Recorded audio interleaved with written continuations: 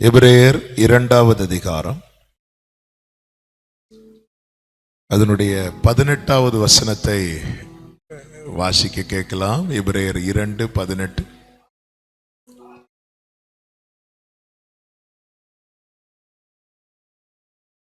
ஆதலால் அவர்தாமே சோதிக்கப்பட்டு பாடுபட்டதினாலே அவர் சோதிக்கப்படுகிறவர்களுக்கு உதவி செய்ய வல்லவராயிருக்கிறார். ஒரு விசை கூட கைகளை உயர்த்தி ஹல்லேலூயா.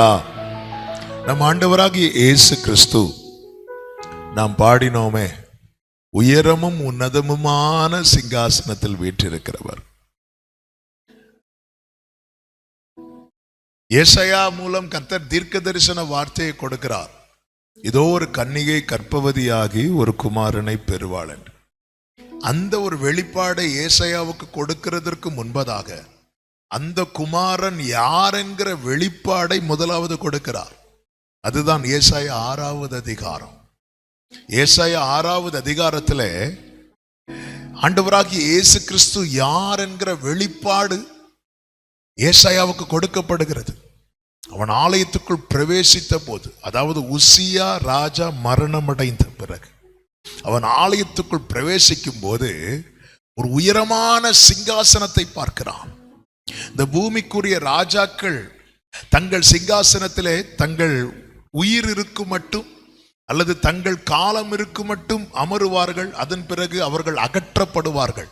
ஆனால் நிலையான ஒரு சிங்காசனம் இதற்கு மேலே இருக்கிறது என்பது ஏசாயாவுக்கு கர்த்தர் வெளிப்படுத்துகிறார். அதுதான் உயரமும் உன்னதமுமான சிங்காசனம். அதிலே வீற்றிருக்கிற ராஜாவை கண்டேன் என்று ஏசாயா சொல்லுகிறான். அவரை தான் 7வது அதிகாரத்தில் எப்படி பார்க்கிறான் என்றால், ஒரு கன்னிகை கர்ப்பவதியாகி ஒரு குமாரனை பெறுவாள்.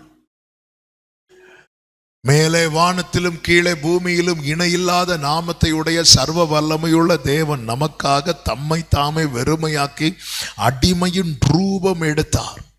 எதற்காக தெரியுமா? நமக்கு உதவி செய்யும்படியாக. ஆமென். கொஞ்ச நேரம் கர்த்தருடைய வார்த்தையை கேட்க போறோம். நான் உங்ககிட்ட கொஸ்டின் கேட்டுட்டே இருப்பேன். பரலோகத்துல யார் அதிகமா இருக்கிறாங்க சொல்லுங்க பார்க்கலாம். கரெக்ட் தான். உங்களுக்கு என்னை விட நிறைய தெரியும். அதனால அதான் உங்கள்கிட்ட கேட்கிறேன், யார் நிறைய இருக்கிறாங்க? கரெக்டா சொன்னீங்க. தூதர்கள் அதிகமா இருக்கிறாங்க. யார் ரொம்ப குறைவா இருக்கிறாங்க?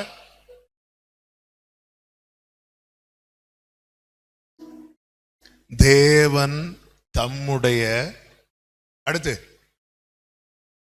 ஒரே பேரான அவன் பரலோகத்துல யார் ரொம்ப கம்மி? ஒரே பேரான குமாரன்னா அதன் அர்த்தம் என்ன? ஆண்டவர் எத்தனை பிள்ளைங்க தான் இருக்கிறாங்க? ஒரே. அப்ப பரலோகத்துல யார் கம்மி யார் குறைவு? பிள்ளைங்க இல்ல. பரலோகத்துல யார் அதிகம்? தூதர்கள் யாரு? வேலைக்காரங்க. பரலோகத்துல யார் அதிகம் தெரியுமா? வேலைக்காரங்க ஜாஸ்தி. பரலோகத்துல யார் இல்ல தெரியுமா? ஆமா. இப்ப தெரியுதா ஏன் நம்மளை பிள்ளைகளாக்கி இருக்கிறார் என்று? அவருடைய நாமத்தின் மேல் விசுவாசம் உள்ளவர்களாகி அவரை ஏற்றுக்கொண்டவர்கள் எத்தனை பேர்களோ அத்தனை பேர்களும் அவருக்கு பிள்ளைகளாகும்படிக்கு அவர்களுக்கு அதிகாரம் கொடுத்தார். நான் இயேசுவின் பிள்ளைங்கிற நிச்சயம் உள்ளவர்கள் மட்டும் வலது கரத்தை உயர்த்தி சத்தமா ஆமென் சொல்லுங்க பார்க்கலாம். எனவேதான் வேதம் சொல்லுகிறது, அவர் தேவ தூதருக்கு உதவியாய் கை கொடாமல் ஆபிரகாமின் சந்ததிக்கு உதவியாக. ஆண்டவர் சாத்தானை படைக்கவில்லை, அவனை ஒரு பிரதான தூதனாக தான் வைத்திருந்தார். ஆனால் சாத்தான் பாவம் செய்தான். பாவம் என்பது என்ன? மீறுகிறது. அவன் தள்ளப்பட்டான். அவனோடு இருந்த கூட்டத்தார் தள்ளப்பட்டார்கள். பாவம் செய்கிறவனுக்கு எங்கே இடமில்லை என்றால் தேவ சமூகத்தில் இடமில்லை. அவன் தள்ளப்பட்டான். இப்பொழுது கர்த்தர் என்ன செய்கிறார்? தமது சாயலால் மனிதனை படைக்கிறார். எல்லாவற்றையும் வார்த்தையினால் உண்டாகட்டும் உண்டாகட்டும் உண்டாகட்டும் என்று சொல்லும் போது மனுஷன் அப்படி படைக்கல. மனுஷனை தமது சாயலால், அதாவது தம்மை மனிதனிலே பார்க்க விரும்பி தமது அதனால மண்ணை எடுத்து அவர் உண்டாக்கி அவன் நாசியிலே தம்முடைய சுவாசத்தை அப்படி ஊதினார். அவர் அன்னைக்கு ஊதினார்ல, அது ஆதாமுக்கு மட்டும் இல்ல, நமக்கும் சேர்த்துதான் ஊதி இருக்கிறார். அவர் அப்படி ஊதினதும் அவன் கண்ணை திறந்தான்னு பைபிள்ல இருக்கு. இதுக்கு பேர் தான் கிருபை.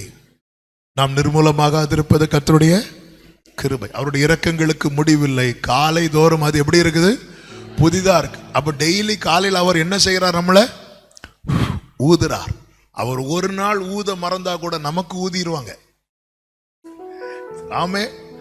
அவர் கிருபை இல்லாம நம்ம இல்ல. நேற்றை கண்ட எத்தனை பேர் இன்னைக்கு இல்ல தெரியுமா? போனராவினில் ஜீவித்தோர் பலர் பூமி விட்டுமே போய்விட்டார். நிலையில்லாத வாழ்க்கை வாழ்ந்து கொண்டிருக்கிறோம். ஒவ்வொரு நாள் காலையில் எழும்புனது ஆண்டவருக்கு தேங்க் பண்ணணும். ஆண்டவரே, இந்த நாளை காண செய்த தயவுக்காக ஸ்தோத்திரம். இப்படி எல்லாம் தேங்க் பண்றதுக்கே இந்த லைஃப் போதாது. நம்ம வாழ்க்கையில தேவன் செய்தவைகள், தேவன் பாராட்டுகிற கிருபைகளை எண்ணி நன்றி செலுத்தவே இந்த ஆயுள் போதாது. மனிதனை தேவன் படைத்தார். இது யாருக்கு பிடிக்கல தெரியுமா? சாத்தானுக்கு பிடிக்கல. அவனுக்கு எப்படிங்க பிடிக்கும்? அவன் நிக்க வேண்டிய ஸ்தானத்துல மண்ணை எடுத்து, தேவன் யார் தெரியுமா? ஞானிகளை வெட்கப்படுத்த, பைத்தியங்களை தெரிந்தெடுக்கிறவர். ஆண்டவர் ஒரு நிலையில வைத்திருக்கும் போது நம்ம கொஞ்சம் பெருமை பாராட்டுறோம்னு வைங்களேன், நம்மளை வெட்கப்படுத்த, நம்மை விட யார் ரொம்ப தாழ்வானவர்களா எண்ணப்படுகிறார்களோ அவர்களை கொண்டு வந்து வைப்பார். இஸ்ரவேலின் முதல் ராஜா யாரு? சவுல். சவுலை ராஜாவாக தெரிந்தெடுத்து சாமுவேல் எல்லாருக்கும் முன்பாக சவுலை கொண்டு வந்து நிறுத்தி விட்டு ஒரு வார்த்தையை சொல்லுவார். என்ன சொல்லுவார் தெரியுமா? இவனை விட உயரமான மனிதன் இஸ்ரவேலையே கிடையாது அப்படிம்பார். இவனை விட உயரமானவன் கிடையாது. அப்ப எல்லாரை விட உயரமானவன் சவுல். சவுல் தன் ஸ்தானத்தில் உயர்த்தி வைக்கப்பட்ட பிறகு தான் எடுக்கப்பட்ட நிலையை மறந்தான். சிம்பிளா சொல்லணும்னா தன்னுடைய ஆரம்பத்தை மறந்தான். சவுலுடைய ஆரம்பம் என்ன தெரியுமா? கழுதைக்கு பின்னாக நடந்தது. என்னை கேட்கிற ஒவ்வொருவருக்கும் அன்பா சொல்லுகிற வார்த்தை இதுதான். நீங்க உங்க ஆரம்பத்தை மட்டும் மறந்துடாதீங்க. ஆரம்பத்தை மறந்துட்டீங்கனாலே கிருபைய மிஸ் பண்ண போறீங்கன்னு அர்த்தம். எந்த நிலையிலும் சவுலை பொறுத்த வரைக்கும் அவன் ஆரம்பம், அவன் கழுதையை தேடி நடந்தவன். இன்னும் சொல்லணும்னா காணிக்க கூட கடன் வாங்கி போட்டவன். ராஜா சாமுவேலை பார்க்க போகும்போது கூட இருக்கிறவன்ட்ட இருந்து காசை வாங்கி சாமுவேல்கிட்ட கொடுக்குறான். இதுதான் அவனுடைய ஆரம்பம். ஆனால் அவன் உயர்த்தப்பட்ட பிறகு, அவன் வாழ்க்கையில் ஐஸ்வர்யம் வந்த பிறகு, பதவி வந்த பிறகு அவன் பார்வையே மேட்டிமையான பார்வையாய் மாறினது. அவரை வெட்கப்படுத்துறதுக்காக அவன் நினைச்சான் என்னை விட உயரமானவன் யாருமே கிடையாதுன்னு இருக்கும்போது இன்னொருத்தன் வந்து நிற்கிறான். அவன் தான் கோலியாத். எல்லாரையும் சவுல் இப்படி பார்த்துட்டு இருந்தான். இங்க திரும்பி பார்த்து அவனுக்கு அகைன்ஸ்டா கோலியாத் வந்து நிற்கிறான்.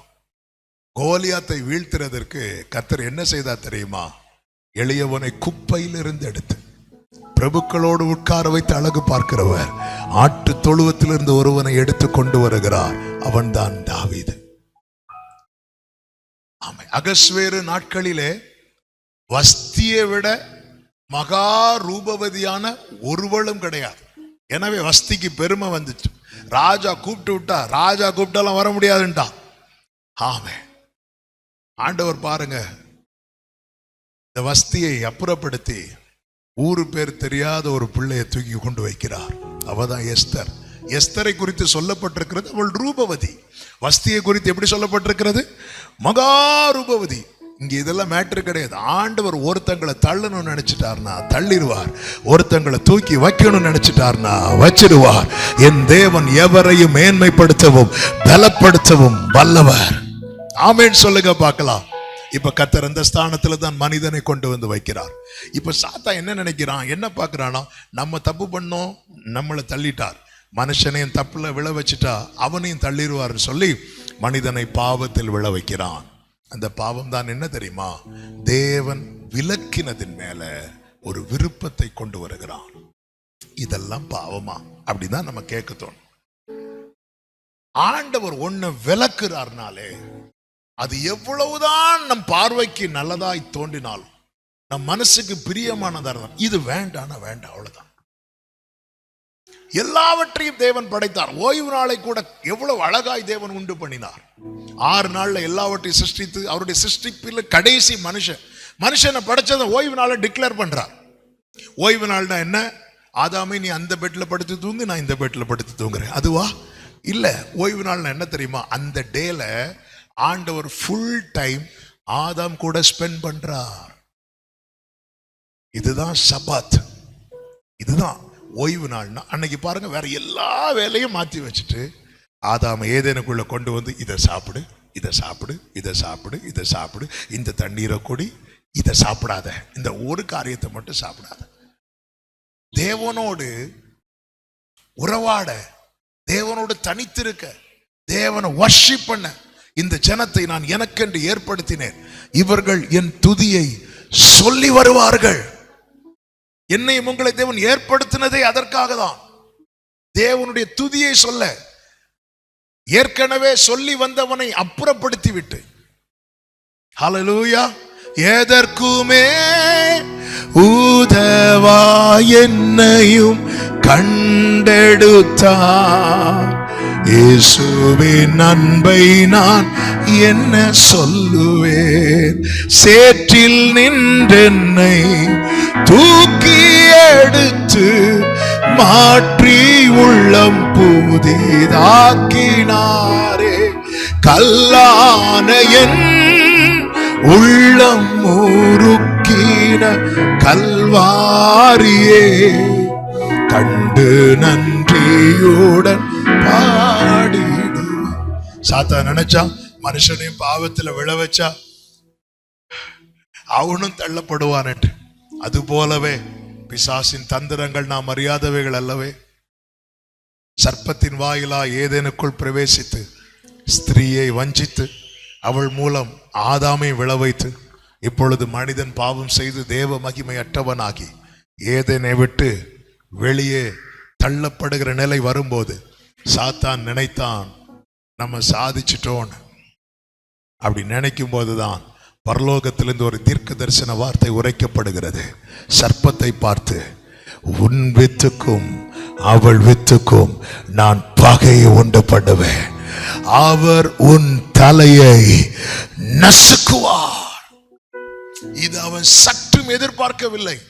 உண்மையில இது அவன் எதிர்பார்த்திருப்பானா, அவன் ஏதேன்ல மனுஷனை கை வச்சிருக்கவே மாட்டான். ஏன்னா அவன் கை வச்சதுனால கர்த்தர் வைராக்கியம் கொண்டு எங்க அடிக்கிறார் பாருங்க, அவர் உன் தலையை நசுக்குவார். அதுல இருந்து அவன் வெயிட் பண்ணிட்டே இருந்தான். எதுக்கு வெயிட் பண்ணிட்டு இருந்தான் தெரியுமா? யாரா இருப்பார், யாரா இருப்பார், ஆண்டவர் எப்படி வருவார் தெரியுமா? சாத்தா எப்படி வந்து மனுஷனை வஞ்சித்தான்? சர்ப்பமாக வந்து. கர்த்தர் எப்படி வந்து சர்ப்பத்தின் தலையை நசுக்கினார் தெரியுமா? மனுஷனாக வந்து. ஆமென். அதுதான் அடிமையின் ரூபம் எடுத்து. கர்த்தர் மனிதனை படைத்தது அடிமையாக அல்ல, ஆனா மனிதனை பாவத்தில் விழ வைத்து அடிமையாக்கி விட்டான். அடிமையின் ரூபம் எடுத்து. எப்படிங்க இருக்கும்? அவ்வளோ பெரிய தேவன், வானாதி வானங்கள் கொள்ளாதவர் என்று அவரை குறித்து வேதம் சொல்லுகிறது. வானத்தில் இருக்கிற நட்சத்திரங்கள் இன்னும் எண்ணி முடியவில்லை. எண்ணிக்கைக்கு அப்பாற்பட்ட நட்சத்திரங்கள் வானத்தில் இருக்கிறது. அத்தனை நட்சத்திரங்களையும் இந்த வானம் கொள்ளும். ஆனால் வானாதி வானங்கள் கொள்ளாத அவ்வளோ பெரிய தேவன் சிறியதாகி சிறியதாகி சிறியதாகி எவ்வளோ சிறியதாகி தூதர் ரேஞ்சி வந்து அதுலயும் சிறியதாகி மரியாள் வயிற்றுல. ஹல்லேலூயா. எதற்காக? எனக்கும் உங்களுக்கும் உதவியாக கை கொடுக்க. கை கொடுக்க அவர் தேவ தூதருக்கு. எனவே தூதர்கள் யார் அந்த கூட்டம் என்று உற்று பார்க்க ஆசையா இருந்தார்களாம். ரட்சிக்கப்படுகிறவர்களை தூதர்கள் ரொம்ப ஆசையாகவும் ஆச்சரியமாகவும் பார்ப்பார்களாம். ஹல்லேலூயா. எனவேதான் வேதம் சொல்லுகிறது, கர்த்தரால் மீட்கப்பட்டவர்கள் ஆனந்த களிப்புடன் பாடி சீயோனுக்கு வருவார்கள். சஞ்சலம் தவிப்பும் அவர்களிடத்தில் இருக்காது. நித்திய மகிழ்ச்சி அவர்கள் தலையின் மேல இருக்கும். இயேசு இந்த பூமியில வந்தார். உயரமும் உன்னதமான சிங்காசனத்தில் வீற்றிருக்கிறவர். அவர் பிறந்த போது தூதர்கள் பாடினார்கள். எப்படி பாடினார்கள் தெரியுமா? உன்னதத்தில் தேவனுக்கு மகிமை. ஏன் உன்னதத்தில் மகிமை, பூமியில் சமாதானம் சொல்ல காரணம் என்ன? சமாதான காரணர், சமாதான கர்த்தர், சமாதான பிரபு, சமாதானத்தின் தேவன் இந்த பூமியில நமக்கு உதவி செய்யும்படியாய் பிறந்தார். அன்பு சபையை, இயேசுவை கொண்டாட பழகணும். Celebrate Jesus. இயேசுவை ஏதோ ஒரு மதத்தின், நாங்கெல்லாம் கிறிஸ்தவ மதம், அதனால கிறிஸ்தவ மதத்தின் கடவுள், இந்த ஒரு குறுகின பார்வையை பார்க்க கூடாது. இண்டிவிஜுவலா ஜீசஸ் அனுபவிச்சு பழகணும். ஆமா, ஒரு அப்பா பிள்ளை இடையே இருக்கிற உறவுக்கு ஒரு தேர்ட் பர்சன் தேவையே கிடையாது. ஒருத்தர் இதுதான் உங்க அப்பா, அப்பான்னு கூப்பிடு அப்பா, இதுதான் உங்க பையன் மகனேன்னு கூப்பிடு, இப்படி ஒரு பர்சன் தேவையே கிடையாது. எனக்கும் உங்களுக்கும் இடையே தேவன் அப்படி ஒரு உறவை சிலுவையில ஏற்படுத்தி தந்திருக்கிறார். நமக்கு உதவும்படியாக அவராலே அல்லாமல் வேறு ஒருவராலும் ரட்சிப்பு இல்லை. இயேசு சீஷர்களை பார்த்து என்ன சொல்லுவார் தெரியுமா? என்னை அல்லாமல் உங்களால் ஒன்றுமே செய்ய கூடாது. இந்த பூமியில வந்தா நேரம் போய்கொண்டிருக்கிறதுனால 3 காரியங்கள் அவர் எப்படி நமக்கு உதவுகிறார் என்று 3 காரியங்களை நான் சொல்லி செபிக்க விரும்புகிறேன். முதலாவது, மார்க்கு சுவிசேஷம் 2வது அதிகாரம். நாம் இந்த வேத பகுதியை வாசிக்க கேட்டோமே, அதனுடைய 5வது வசனம் மைக்ல வாசிக்கிறீங்களா? 2வது அதிகாரம் அதனுடைய 5வது வசனத்துல, இயேசு அவர்கள் விசுவாசத்தை கண்டு திமிர்வாதக்காரனை நோக்கி, மகனே, உன் பாவங்கள் உனக்கு மன்னிக்கப்பட்டது என்றார். நமக்கு தெரியும், கப்பர்நகூமில் ஒரு வீட்டில் இயேசு உட்கார்ந்து இருக்கிறார். இயேசு இருக்கிற இடத்துல எப்பவுமே கூட்டம் ஜாஸ்தியா இருக்கும். ஜனங்கள் எல்லாம் சரியா கூட்டம் கூடி இருக்கிறாங்க. எல்லா டோர் பக்கத்திலும் ஆட்கள். 4 வாலிபர்கள் ஒரு திமிர்வாதக்காரனை சுமந்து கொண்டு வருகிறார்கள். உள்ள போலான்னு பார்த்தா உள்ள போக முடியல. வாசல் ஃபுல் ஆட்கள் இருக்கிறாங்க. இவங்களுக்கோ இவனை இப்படியே சுமந்து கொண்டு திரும்பி போகிறது மனசுல. எத்தனை முறை இவனை சுமந்து இருப்பாங்க. இவனுக்கு ஒரு விடுதலை வாங்கி கொடுத்தே ஆகும். அவருடைய விசுவாசம் என்ன தெரியுமா? இயேசுக்கு முன்னாடி இவனை வச்சா போதும், இவனுக்கு சுகம் கிடைக்கும். பிரியமான கர்த்தருடைய பிள்ளைகளே, நம்முடைய ஒவ்வொருவருக்கென்று ஒரு விசுவாசம் இருக்குல்ல, அந்த விசுவாசத்தை கனப்படுத்துகிறவர் நம்ம ஆராதிக்கிற தேவன். வேதத்துல பாருங்க, யவீருவினுடைய விசுவாசம் என்ன? நீங்க என் மகளை தொடரும். 100க்கு அதிபதியின் விசுவாசம் என்ன? நீங்க வரலாம் தேவையில்லை ஆண்டவரே, ஒரு வார்த்தையை மட்டும் சொல்லுங்க. நம்முடைய விசுவாசத்தை கனப்படுத்துகிறவர். இப்ப இவங்க பார்த்துட்டே இருக்கிறாங்க, எப்படி கொண்டு போகலாம். அப்படி பார்க்கும்போது தான் வீட்டு மேற்கூரையை பிரிக்கிறாங்க. வீட்டு மேற்கூரையை பிரித்து அவனை கட்டிலோட இயேசுவுக்கு முன்பாக இறக்கி வைக்கிறாங்க. இறக்கி வைத்தது எதுக்கு தெரியுமா? அவனுக்கு சுகம் கொடுக்க. இயேசு என்ன செய்திருக்கலாம்? உன் படுக்கை எடுத்துக்கொண்டு, இவ்வளவு சிம்பிளா சொல்லி இருக்கலாம். அப்படி சொன்னா அவனால படுக்கை எடுத்துக்கொண்டு நடக்க முடியுமா? முடியும்.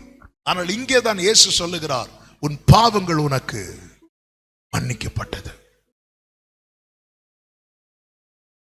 எல்லாரும் இவனுக்கு என்ன ஆச்சுன்னு பாக்குறாங்க. அவர் மட்டும்தான் எதனால இவனுக்கு இப்படி ஆச்சுன்னு பாக்குறார். ஆண்டவரை, என் கண்ணீரை மாற்றும் என்று நான் செபிக்கும் போது என் கண்ணீரை இப்படி துடைக்கிறது ரொம்ப சிம்பிள். ஆனா எதனால எனக்கு இந்த கண்ணீர் வந்தது? அவன் அந்த வேற புடுங்கிறார். பிரியமான கர்த்தருடைய பிள்ளைகளை, நம்முடைய அநேக பிரச்சனைகளுக்கு காரணம் பாவம் என்பதை நாம் பல நேரத்தில் உணராமல் இருக்கிறோம். நாங்கள சின்ன வயசுல சர்ச்சிலே பிறந்து வளர்ந்தவங்க, நாங்க எல்லா சர்வீஸ் அட்டெண்ட் பண்றவங்க. எங்க லைஃப்ல பாவம் இருக்குமா? நல்லா புரிந்து கொள்ளுங்கள். நமக்கும் தேவனுக்கும் இடையே இருக்கிற உறவு சரியாக இல்லைன்னாலே புரிந்து கொள்ளுங்கள், பாவம் குடி இருக்கிறது என்று அர்த்தம். தோட்டத்திலே ஆண்டவர் உலாவ வந்தார் அல்லவா? தோட்டத்தில் எதற்காக வந்தார்? ஆதாம் ஏவாள் பழம் சாப்பிட்டதுக்காக பனிஷ் பண்ண வந்தாரா? உலாவ வந்தாரா? உலாவ உறவாட தான் வந்தார். வந்ததுமே, ஆதாமே நீ என்ன பண்ண அப்படி கேட்கல, ஆதாமே நீ எங்க இருக்கிறன்னு தான் கேட்டார். அதன் அர்த்தம் என்ன? அவர் சைடு ரூட் கிளியரா இருக்கு, ஆனா ஆதாம் சைடு ரூட் கிளியர் இல்ல. ஏன்? பாவம் இருக்கிறது. நான் கூப்பிட்டு கர்த்தர் எனக்கு பதில் கொடுக்கவில்லை என்றால் அந்த சைடு எல்லாம் சிக்னல் கரெக்டா தான் இருக்கு, இந்த சைடு தான் பிரச்சனையா இருக்கு. நமக்கும் தேவனுக்கு இடையே இருக்கிற உறவு எப்படி இருக்கிறது?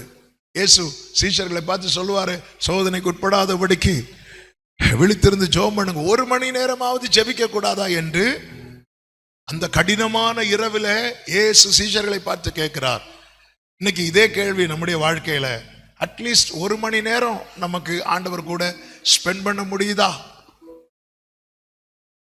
கேட்டா சொல்ல, நாங்களே இத்தனை வருஷம் கிறிஸ்தவர்கள், நாங்களே இத்தனை தலைமுறை கிறிஸ்தவர்கள், அட்லீஸ்ட் 1 hour per day ஆண்டவர் கூட ஸ்பெண்ட் பண்ண இல்லைன்னா ஏன் முடியல தெரியுமா? சிக்னல் கட் ஆயிட்டு. நம்ம வீட்டில் பைப்லாம் இருக்குல்ல, திறந்ததும் தண்ணி வரும். பைப்பு திறந்தா என்ன வரும்? தண்ணி வரும். தண்ணி எங்க இருந்து வருது? டேங்க்ல இருந்து வருது. டேங்க் எங்க இருக்கு? மேல எங்கேயோ வச்சிருப்போம். பைப் எங்க இருக்கு? கீழே இருக்கு. மேல இருக்கிற டேங்க்ல இருக்கிற தண்ணி கீழே இருக்கிற பைப்பை திறந்ததான் வருதுன்னா காரணம் என்ன?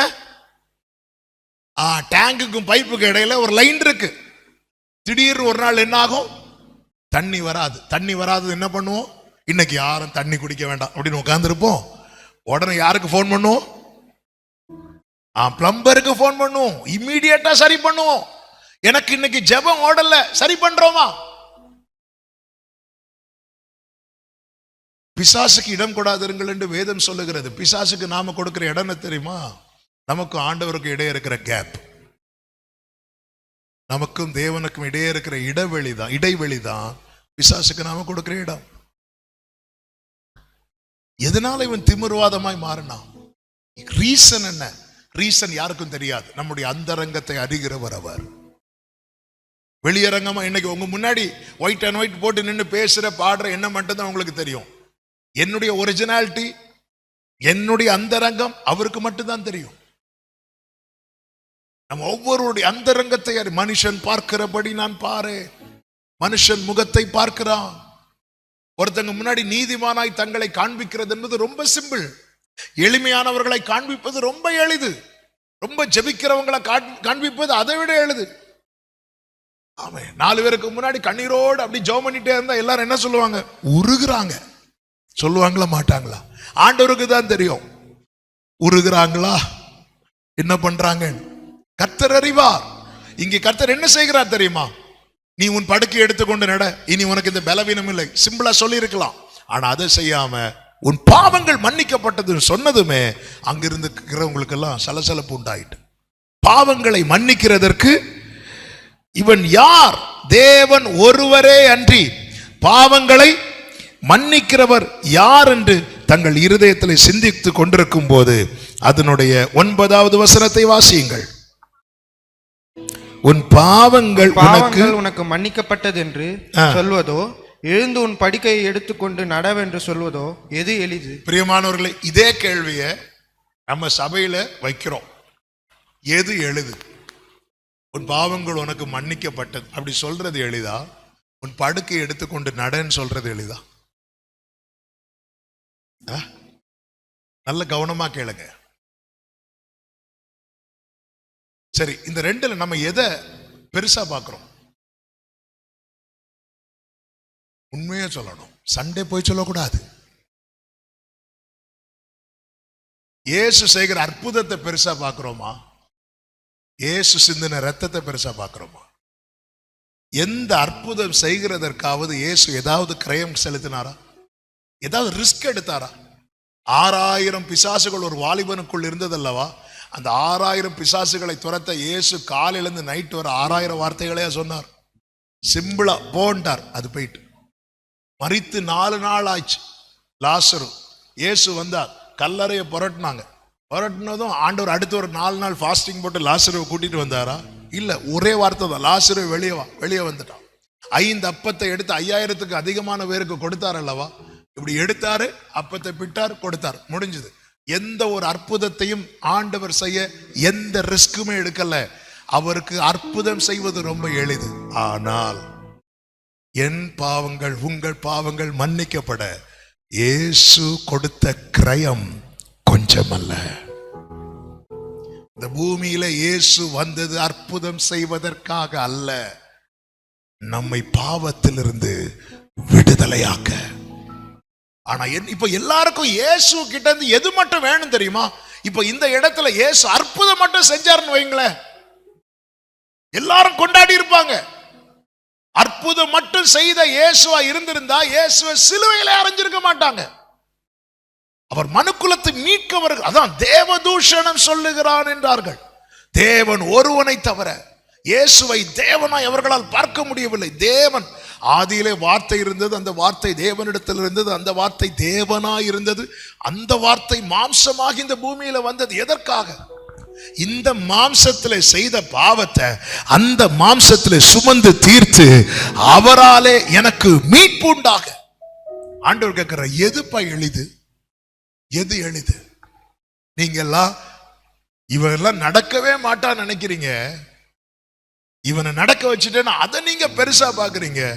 ஆனா ஒரு வாழ்க்கையில் அற்புதம் நடக்கும் போதல்ல, ஒரு பாவி மனம் திரும்பும் போது பரலோகத்திலே மிகுந்த சந்தோஷம் உண்டாகும்.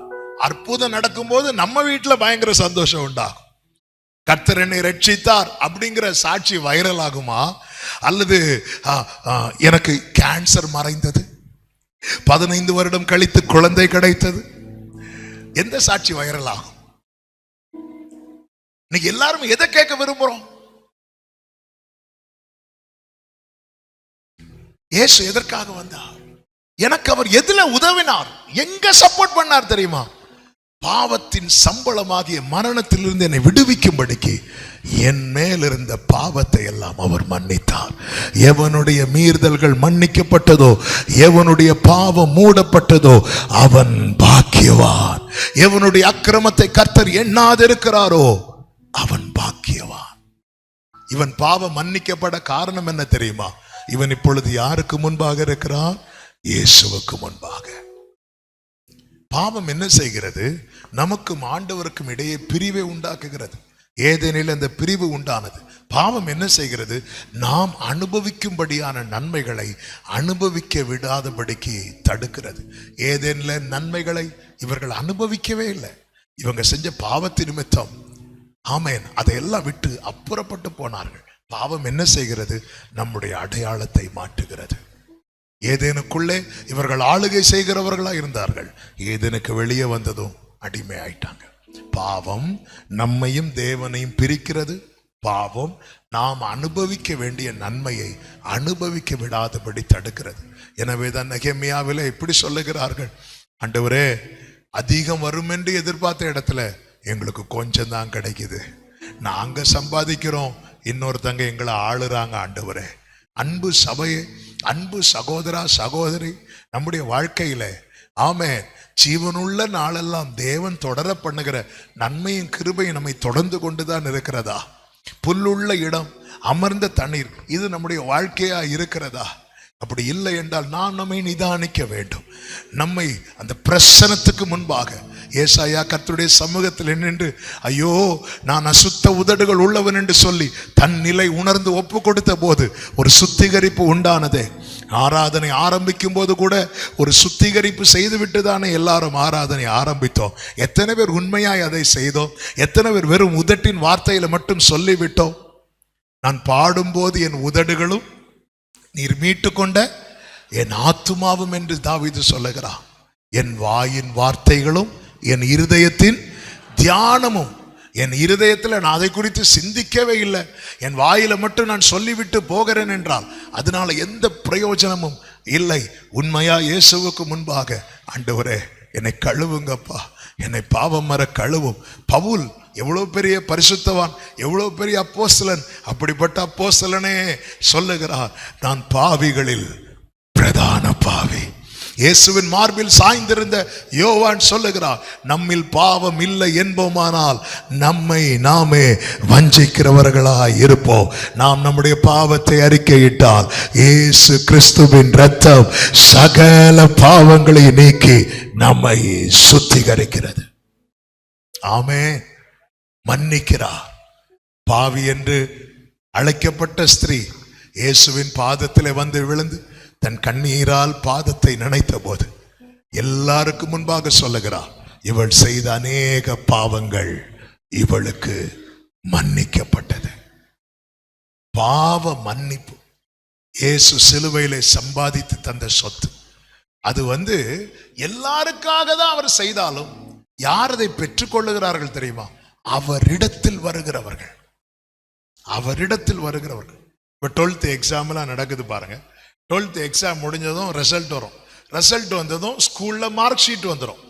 இப்போ எக்ஸாம் எழுதின எல்லாருக்குமே மார்க் ஷீட் எங்க இருக்கு? ஸ்கூல்ல இருக்கு. ஆனா அந்த மார்க் ஷீட் வாங்கணும்னா பிள்ளைங்க எங்க போய் தான் ஆகணும்? ஸ்கூலுக்கு. ஏன் மார்க் ஷீட் அங்க இருக்கு அங்க இருக்கு அங்க இருக்குன்னு சொல்லிட்டு காலேஜில் போன அட்மிஷன் கிடைக்குமா? கிடைக்காது.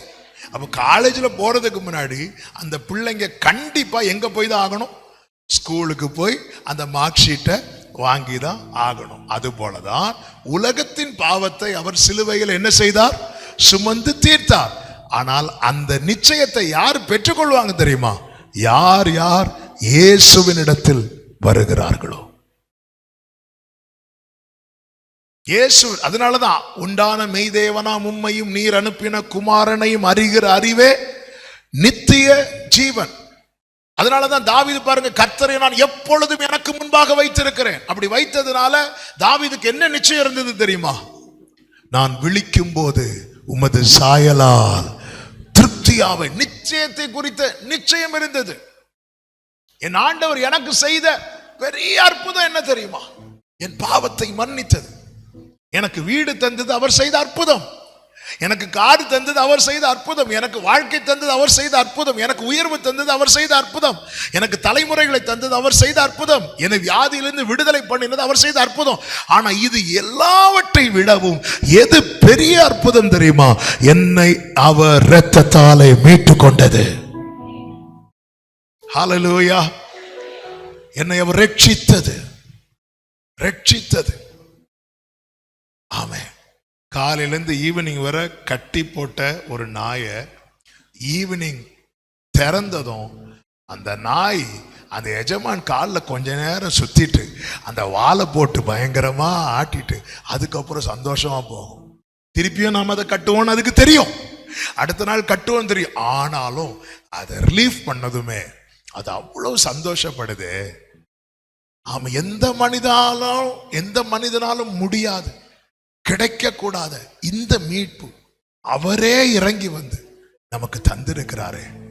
இந்த இரட்சண்யத்தின் சந்தோஷம் உண்மையிலே நம்ம லைஃப்ல இருக்குதா? நீதிமான்களுடைய கூடாரங்களிலே ரட்சிப்பின் கம்பீர சத்தம் உண்டு. நம்ம வீட்டில் அது இருக்குதா?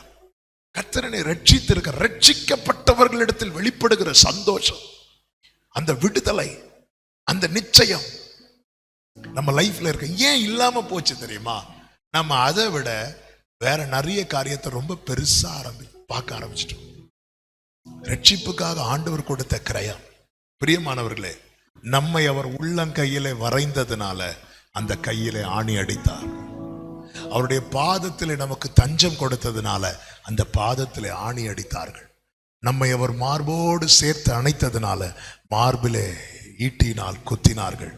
நம்மையே அவர் நினைத்து கொண்டிருக்கிறதுனால தலையிலே முட்கிரீடத்தை வைத்தார்கள். நம்மை அவர் தோல்ல சுமந்ததுனால சிலுவையை தூக்கி தோல்ல வைத்தாங்க. சிம்பிளா சொல்லணும்னா, நம்மால் அவருக்கு ஏற்பட்டது அனைத்துமே காயம்.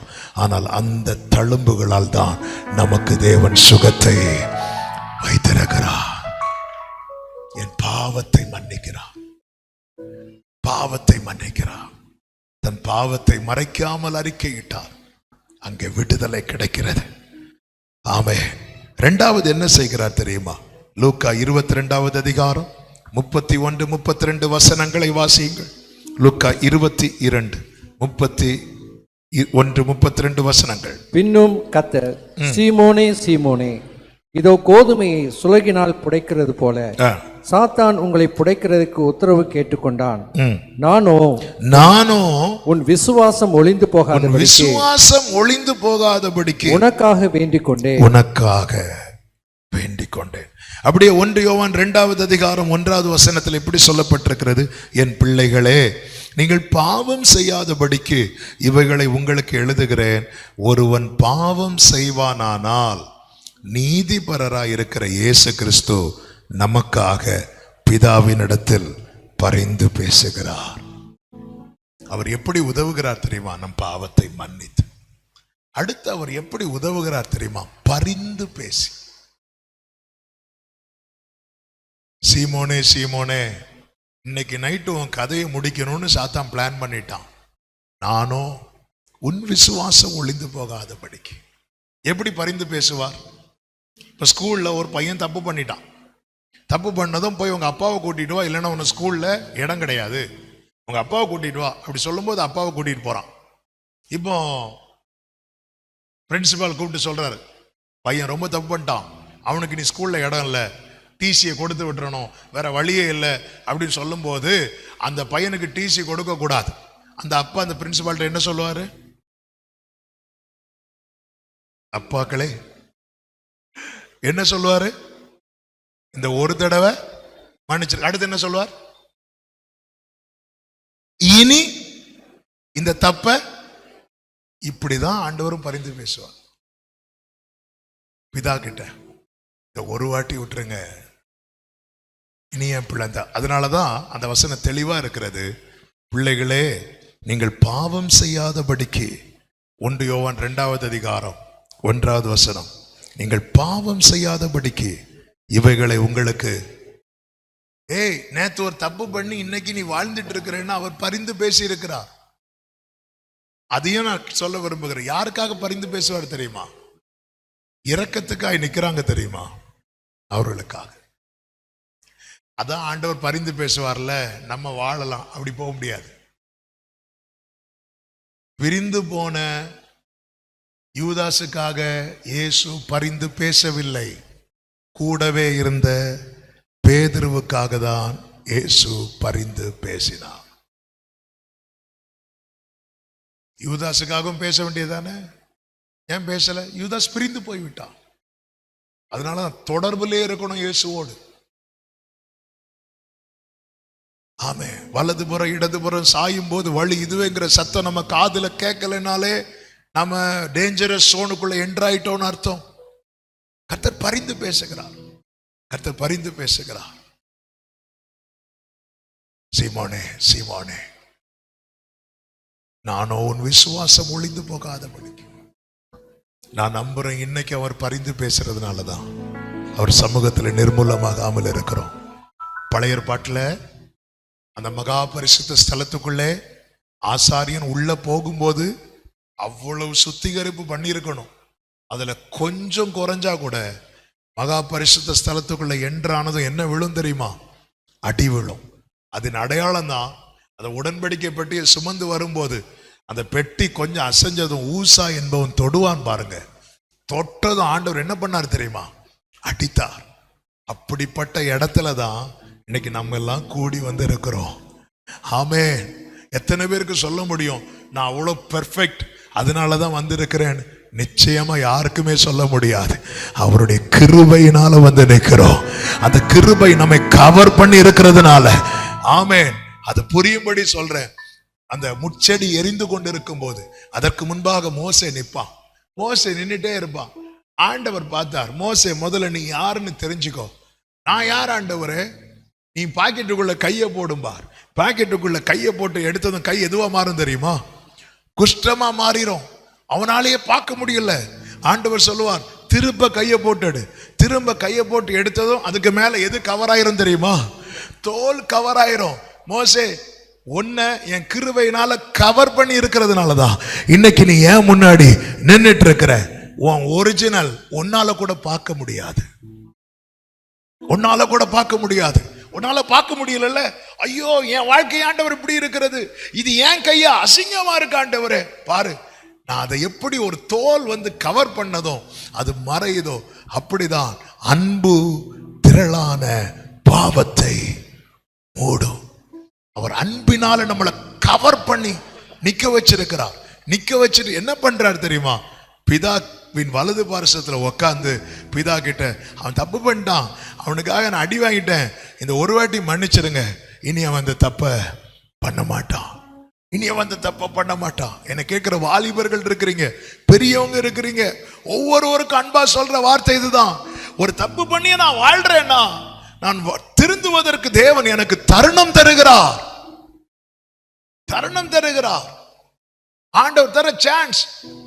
சிம்சோன் பாவத்தில் விழுந்தான், வழி விலகி போயிட்டான், தப்பு பண்ணிட்டான். ஆமென். பெலிஸ்தியர் பிடிக்கிறாங்க.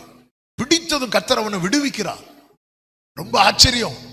தப்பு பண்றான், பெலிஸ்தியர் டிராப்ல அவன் அகப்படுறான், கர்த்தர் விடுவிக்கிறார். மறுபடியும் தப்பு பண்ணுகிறான், திருப்பி அகப்படுகிறான், கர்த்தர் விடுவிக்கிறார். மறுபடியும் தப்பு பண்றான், திருப்பி அகப்படுறான், கர்த்தர் விடுவிக்கிறார். அவன் பார்க்கிறான், நல்லா இருக்கு, நான் தப்பு பண்ணுவேன், கர்த்தர் என்ன விடுவிப்பா. நல்ல கவனமா கேளுங்க. கிரேஸ்ல இருக்கிற ஃபேவரை மட்டும் பார்க்க கூடாது, கிரேஸ்ல இருக்கிற வார்னிங்கையும் பார்க்கணும். கிருபையில் இருக்கிற அனுகூலத்தை மட்டும் பார்க்க கூடாது, கிருபையில நமக்கு கொடுக்கப்படுகிற எச்சரிப்பையும் பார்க்கணும். என்ன எச்சரிப்பு? பாவத்தில் பிடிக்கப்பட்ட ஸ்திரீ இயேசுவுக்கு முன்பாய் கொண்டு வந்து நிறுத்தப்பட்ட போது இயேசு என்ன சொல்லுவார் தெரியுமா? உங்களில் பாவம் இல்லாதவன் முதலாவது கல்லெறிய கடவன் என்று சொன்னது எல்லாரும் போட்டுட்டு போயிட்டாங்க. இப்ப அந்த இடத்துல அவன் மேல கல்லெறிய தகுதியுள்ள ஒரே நபர் யார் தெரியுமா? இயேசு. ஆனால் இயேசு கல்லெறிவதற்கு பதிலாக நானும் உன்னை குற்றவாளியாக தீர்க்கவில்லை அப்படி சொல்லி அனுப்பும் போது அடுத்து என்ன சொல்லுவார் தெரியுமா? இனி, இதான் வார்னிங், இதுதான் வார்னிங், இனி பாவம் செய்யாது. லூக்கா 13வது அதிகாரம் கர்த்தர் ஒரு உவமையை சொல்லுகிறார் பாருங்கள். 6 முதல் நீங்கள் பார்த்தீங்கன்னா, ஒருவன் ஒரு திராட்சை தோட்டத்தில் ஒரு அத்தி மரத்தை நட்டிருந்தான். அவன் வந்து அதில் கனியை தேடின போது ஒன்றும் காணவில்லை.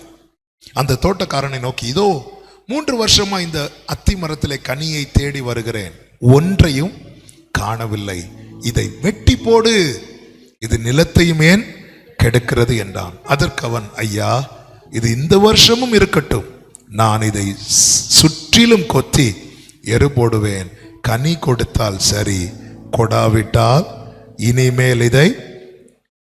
அப்ப ஆண்டவர் இன்னும் உயிரோடு காக்கிறது எதற்கு தெரியுமா? கனி கொடுக்க. என் உபதேசத்தினாலே நீங்கள் சுத்தமானீர்கள். எத்தனை பேருக்கு வசனம் கேட்க பிடிக்கும்? கை தூக்க வேண்டாம். எத்தனை பேர் வசனத்தை விரும்பி படிக்கிறோம்? பைபிளை திறக்கிறது வாக்குத்தத்தங்களுக்காக மட்டும் திறக்கிற கூட்டம் நிறைய. பைபிளை திறக்கிறது, அதனால நம்ம பைபிளை பார்த்தாலே தெரியும். இந்த சங்கீத பகுதியை பாருங்க, அதுலயும் 91, 121 இப்படி கொஞ்சம் சாப்டர் இருக்கு. அதுலதான் பல கலர்ல இருக்கும். இந்த பைபிளை எஸ்ரா, பிலமோன் நம்ம சர்ச் மெம்பரானு வேற கேட்பாங்க. அப்படி ஒரு பர்சனே. இந்த ஆலோசனைகளை எத்தனை பேர் விரும்பி படிக்கிறோம்? உபதேசங்களை எத்தனை பேர் விரும்பி கேட்கிறோம்? சர்ச்சுக்கு வராதவங்க எல்லாம் ஜனவரி 1ஆம் தேதி வருவாங்க. எதுக்கு தெரியுமா? வாக்குத்தத்தம் வாங்கணும். வாக்குத்தத்தம் எல்லாருக்கும் தேவை, எனக்கு தேவை. நான் டெய்லி எனக்கு ஒரு வாக்குத்தத்தம் வேணும், இல்லைன்னா அவ்வளவுதான், வார்த்தையில நிக்க முடியாது. ஆனா அது மட்டும் இல்ல, அதை சுதந்திரிப்புக்கு நம்மை தகுதி உள்ளவனாய் மாற்ற ஆலோசனை இருக்கிறது. நான் உனக்கு போதித்து நீ நடக்க வேண்டிய வழியை உனக்கு காட்டுவேன், உன்மேல் என் கண்ணை வைத்து உனக்கு. இஸ்ரவேல் ஜனங்களுக்கு கர்த்தர் வாக்குத்தத்தம் கொடுத்தார். கொடுத்த வாக்குத்தத்தம் என்ன தெரியுமா? பாலும் தேனும் ஓடுகிற கானானை நான் உங்களுக்கு கொடுப்பேன். அந்த வாக்குத்தத்தத்தை சுதந்திரிக்கதான் சீனாய் மலையிலே கர்த்தர் பிரமாணத்தை கொடுத்தார். அந்த பிரமாணத்துக்கு உட்பட்ட அத்தனை பேர் உள்ள என்ட்ராயிட்டாங்க. பிரமாணத்துக்கு உட்படாதவங்க எல்லாம் வாக்குத்தத்தத்தை இழந்தார்கள். எனவேதான் வேதம் சொல்லுகிறது, கர்த்தருடைய வேதத்தின்படி நடக்கிற உத்தம மார்க்கத்தார் பாக்கியவான்கள். இந்த வேதத்தை நேசிக்கிறவர்களுக்கு மிகுந்த சமாதானம் உண்டு. எக்ஸாமுக்கு முன்னாடி மட்டும் பிள்ளைங்க பைபிளை படிக்க வைக்கிறது இல்ல இல்ல இல்ல. இந்த பைபிள் நம்முடைய சுவாசமா இருக்கணும். டெய்லி இதை படிக்கணும். அதனாலதான் ஆண்டவர் சொல்லுவார், நீ உட்கார்ந்து இருக்கும் போது, எழுந்திருக்கும் போது, படுத்திருக்கும் போது, நடக்கும் போதெல்லாம் உன் பிள்ளை கிட்ட இதை சொல்லிட்டே இரு. இதனால சுத்திகரிப்பு இருக்கிறது. நம்ம என்னைக்கும் வெட்டி போடப்பட வேண்டியவர்கள். 2024 நம்ம கதை முடிஞ்சிருக்கும். அவர் பரிந்து பேசி இந்த ஒரு வருஷத்தை கூட நமக்கு தந்திருக்கிறார். எதற்கு தெரியும்? என் புள்ள கனி கொடுப்பான். அவர் வந்து பார்த்துட்டு சொல்ற, 3 வருஷமா தேடிட்டு இருக்கிறேன், கனி இல்ல, அது இருந்து மற்ற மரங்களையும் கெடுக்குது, நீ அதை வெட்டி போடு. இல்ல ஆண்டவரே, இல்ல, நான் அதுக்கு இன்னும் என்னெல்லாம் செய்யணுமோ அதை நான் செய்யறேன். அதை சுற்றிலும் நான் கொத்தி எரு போடுறேன், அதுக்கு உரம் போடுறேன். இந்த வருஷம் வெயிட் பண்ணி பார்க்கலாம், கனி கொடுத்தால் சரி. கனி கொடுக்கலன்னா நான் நினைக்கிறேன் இப்படி ஒவ்வொரு வருஷமும் அவர் சொல்லிட்டு இருந்திருப்பா. ஆமென். இப்ப சொல்றார், இந்த வருஷம் மட்டும் பார்ப்போம். கிடைக்கிற தருணத்தை கடைசி தருணமாய் பாருங்கள். ஒவ்வொரு முறை நாம் விழும்போதும் பிதா என் வலது பாரிசத்தில் இருக்கிறவர் நமக்கு உதவும்படி பரிந்து பேசிக் கொண்டிருக்கிறார். இயேசு பிதாவுக்கு யார் தெரியுமா? நேசகுமாரன். இயேசு சொன்னா பிதா தட்டவே மாட்டார். நமக்காக பரிந்து பேச இந்த பூமியில ஒரு நபர் இல்லாமல் இருக்கலாம், ஆனால் வலது பாரிசத்தில் நமக்காய் பரிந்து பேசுகிற நம் தேவாதி தேவனுக்கு கைகளை உயர்த்தி ஹல்லேலூயா சொல்லுங்க. மூன்றாவது ஒரு வார்த்தையை சொல்லி நான் ஜெபிக்க விரும்புகிறேன். மூன்றாவதாக அவர் எப்படி உதவுகிறார் தெரியுமா? அவர் பதிலாக மாறுகிறார். பதிலாக, நமக்கு பதிலாக, நமக்கு பதிலாக. 2 கொரிந்தியர் 5வது அதிகாரம் அதனுடைய 21வது வசனத்தை வாசிங்கள். 2 கொரிந்தியர் 5:21. நாம் அவருக்குள் தேவனுடைய நீதியாகும்படிக்கு பாவம் அறியாத அவரை நமக்காக பாவமாக்கினார். அதாவது அவரை, நேற்று இந்த வார்த்தையை சொன்னேன், அவரையும் என்னையும் வச்சு பார்த்தா நான் யாரு? பாவி. அவர் யார்? நீதிமான். என்ன நீதிமான் ஆக்கும்படிக்கு நான் வாங்க வேண்டிய அத்தனை தண்டனை, அதாவது என் பிளேஸ்ல அவர் வந்து அவர் பிளேஸ்ல என்ன கொண்டு வச்சிட்டார். ஆமென். எவ்வளவு பெரிய பாக்கியம். தேடி வந்த நேசமே, ஆருயிரேசுவே, அன்பில் ஒன்றே உண்மை உண்டென்று கண்டே. என் நிலைமை நன்றாய் அறிந்தவர், பாவி என்னை அழைத்தவர், மீறின பின்பும் வெறுக்காதவர்,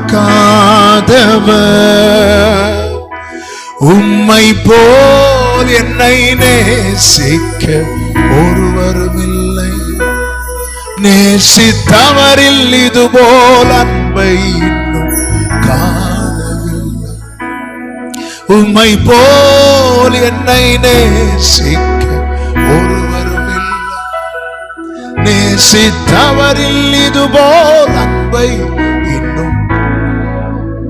இதை இமேஜின் பண்ண முடியுமா? அப்சலோம் அவன் கொலை செய்யப்பட வேண்டியவன், அவ்வளவு துணிகரமான பாவத்தை செய்து கொண்டிருக்கிறான். இப்பொழுது அவன் ஒரு மரத்துல தொங்கிட்டு இருக்கிறான். யோவாப் டீம் பார்க்கறாங்க, அவனை வெட்டி போட்டாங்க. இந்த செய்தி தாவீதுக்கு வருகிறது. தாவீதுக்கு வந்தபோது தாவீது எப்படி அழுவார் தெரியுமா? என் மகனே, உனக்கு பதில் நான் செத்தேனானால் நலமாயிருக்கும். தாவீதுக்கு சொல்லி அழ மட்டும்தான் முடிஞ்சது, தாவீதுக்கு பதிலாக முடியவில்லை. உலக உறவுகளுக்குன்னு ஒரு லிமிட் இருக்கு, அதை தாண்டி ஒண்ணும் பண்ண முடியாது. உனக்கு பதில், உனக்கு பதில். தாவீதுக்கு அழ முடிஞ்சது, ஆனா ஆண்டவர் அழ வரல, அழுகையை மாற்ற வந்தார். அவர் எல்லா முகங்களிலும் உள்ள கண்ணீரை துடைப்பார். அதாவது அவர் நின்ன இடத்துல என்னை கொண்டு வந்து நிறுத்துவதற்காக நான் நிற்கிற இடத்துல அவர் வந்து நின்றார். எனவேதான் அவர் இந்த பூமியில் வந்தபோது ஒரே பேரான குமாரன், அவர் தம்மை ஒப்பு கொடுத்த போது முதற் பேரான குமாரன் ஆயிட்டார். ஒரே பேரானவர் எப்பொழுது முதற் பேரானவராக மாறுவார் தெரியுமா? ஒரு வீட்டில் ஒரே பிள்ளை இருந்தாங்கன்னா எல்லாரும் சொல்லுவாங்க, இது எங்களுக்கு ஒரே பிள்ளை. அடுத்த பிள்ளை பிறந்துட்டுனாலே அந்த ஒரே பிள்ளைன்னு சொன்னா அவங்களை எப்படி சொல்லுவாங்க தெரியுமா? எங்க முதல் பிள்ளை. அப்படி ஒரே பேரானவர் எப்பொழுது முதற் பேரானவராக மாறினார் தெரியுமா? நமக்கு பதிலாக அவர் மாறி நம்மை பிள்ளைகளாக்கி நல்ல கைகளை தட்டி ஆமென் என்று சொல்லி எவ்வளவு பெரிய பாக்கியம் நாம் பெற்றிருக்கிறோம். நமக்கு பதிலாக. பரபாசுக்கு இயேசுவை விடுதலை பண்ணணும். பஸ்காண்டு ஒருவன் விடுவிக்கப்படுவது வழக்கம். அந்த இடத்துல தான் ஒருவன் கொண்டு வரப்படுகிறான், பரபாஸ். பிலாத்துக்கோ இயேசுவை விடுதலை பண்ணணும். வேதத்துல பாத்தீங்கன்னா தெரியும், பரபாஸ் விடுதலையாக்கப்படுகிறான், இயேசு ஒப்பு கொடுக்கப்படுகிறான். பரபாஸ் யார் தெரியுமா? பரபாஸ் யார் தெரியுமா? உங்களுக்கு கண்டிப்பா தெரியணுமா? வீட்டுல போய் கண்ணாடியை பாருங்க. நாம தான் அந்த பரபாஸ். நாம தான், நான் தான், நாம தான். நாம விடுவிக்கப்பட இயேசு ஒப்பு கொடுக்கப்பட்டார். இவ்வளவு செஞ்ச ஆண்டவர்கிட்ட எனக்கு என்ன ஆண்டவரை செஞ்சீங்கன்னு கேட்டுறாதீங்க. நித்திய ஜீவ மார்க்கத்தை உண்டு பண்ணி நித்திய ஜீவனை வாக்குத்தத்தமாய் தந்திருக்கிறார். எனவேதான் வேதம் சொல்லுகிறது, தைரியமாய் அந்த கிருபாசன தண்டை சேரக்கணும். விலகிறாதீங்க, விட்டுறாதீங்க. நீங்க நெருங்கிட்டீங்கன்னு வைங்களேன், அவரை பற்றி கொண்டீங்கன்னு வைங்களேன், உம்மை உறுதியாய் பற்றி கொண்ட மனதை உடையவன் உம்மையே நம்பி இருக்கிறபடியால் நீர் அவனை பூரண சமாதானத்துடன். இயேசுவை விட்டு விலக்குகிற எந்த காரியமானாலும் அப்புறப்படுத்தி விடுங்கள். இயேசுவை கொண்டாடுங்கள், இயேசுவை செலிப்ரேட் பண்ணுங்க, இயேசுவை வர்ஷிப் பண்ணுங்க. அவர் தான் நம்ம ஹீரோ. என் பாவத்தை மன்னித்து எனக்காக பரிந்து பேசி எனக்கு பதிலாக மாறினவர். அவர் என்ன சொல்லுகிறார் தெரியுமா? இந்த பூமியில நீ ஜெயிச்சிட்டேன்னு வச்சுக்கோ, உன்னை நான் எங்க உட்கார வைப்பேன் தெரியுமா? அந்த 24 மூப்பர்களுக்கு மத்தியில் அல்ல, என்னோடு கூட என் சிங்காசனத்தில். நம்முடைய கர்த்தராகிய இயேசு கிறிஸ்துவின் நாமத்தினாலே நமக்கு ஜெயம் தருகிற தேவனுக்கு ஸ்தோத்திரம். எல்லாரும் எழுந்து நிற்கலாமா? ஹல்லேலூயா. என்ன வந்தாலும் நம்புவேன் என் நேச மீட்பரை. யார் கைவிட்டாலும் பின் செல்வேன் எனது இயேசுவை. அகல ஆழ உயரமா எவ்வளவு அன்பு கூர்ந்தார். என்ன துன்பங்கள் வந்தாலும் இயேசு என்னை கைவிட மாட்டார். ஒரு விசை எல்லாரும் உங்க வலது கரத்தை உயர்த்து, இடது கரத்தை இருதயத்தில் வைத்து கண்களை மூடி உம்மண்டை வந்திருக்கிறேன். என் பரிகாரி, எனக்கு உதவி செய்கிறவர் நீர் மட்டும்தான். அவர் தாமே சோதிக்கப்பட்டு பாடுபட்டதினால் சோதிக்கப்படுகிறவர்களுக்கு உதவி செய்ய எங்களுக்கு ஒத்தாசை வானத்தை பூமி உண்டாக்கின கர்த்தரிடத்தில். ஆண்டவரை உம்மை விட்டு விலகாத ஒரு வாழ்க்கை வாழ எனக்கு கிருபை தாரும். இன்னும் நெருங்கணும், இன்னும் நெருங்கணும், இன்னும் கிட்ட கிட்ட சேர்த்து கொள்ளுமே பாடுபட்ட நாயகன். இன்னும் கிட்ட கிட்ட சேர்த்து கொள்ளுமே ஜீவன் தந்த ரட்சகன். ஒரு விஷயம் கூட சொல்லுவோம், இன்னும் கிட்ட, இன்னும் கிட்ட. எஸ், பாடுபட்ட நாயகா இன்னும் கிட்ட சேர்த்து கொள்ளுமே ஜீவன் தந்த ரட்சகன். இயேசுவின் நாமத்தில் பிதாவே.